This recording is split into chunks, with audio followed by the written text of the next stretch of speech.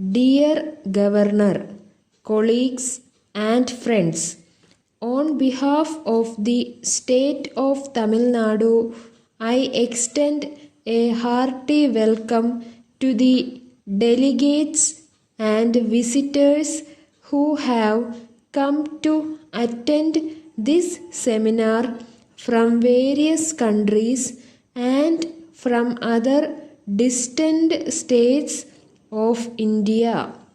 I think the organizers who have taken all the pains to conduct this seminar.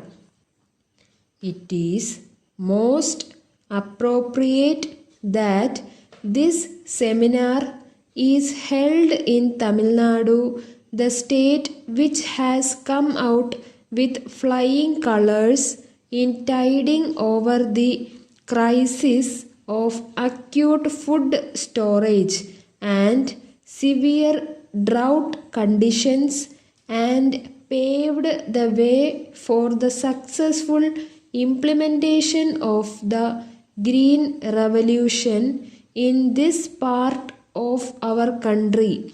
This was possible mainly due to the active cooperation extended by the people and by the officials to the government in this direction. The basic wants of any man to whichever country he belongs are food, clothing, and a house to live in. Food is more essential for man living, so also clothing to protect the modesty of man, and he requires a house to live in. Man is worried about his food more, as without it he cannot survive at all.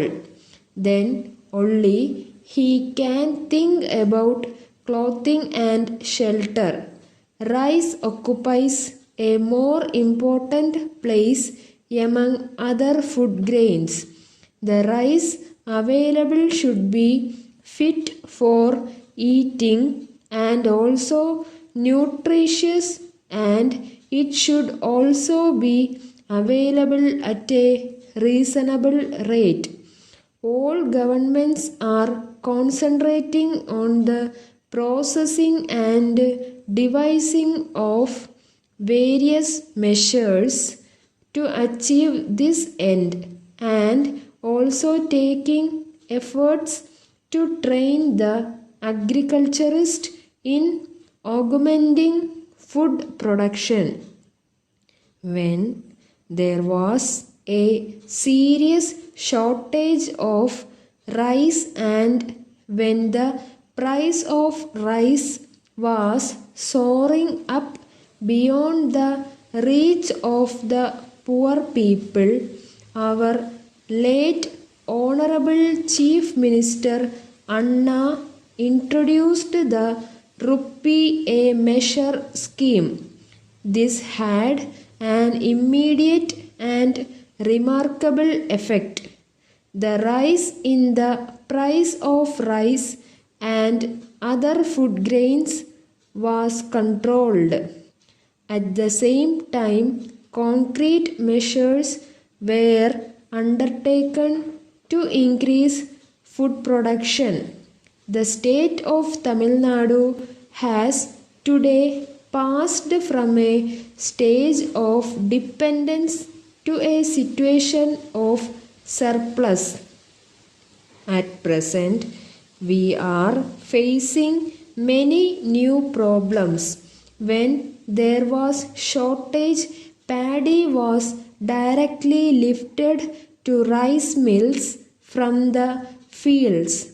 But when rice is available in plenty, the question of shortage of the stock arises.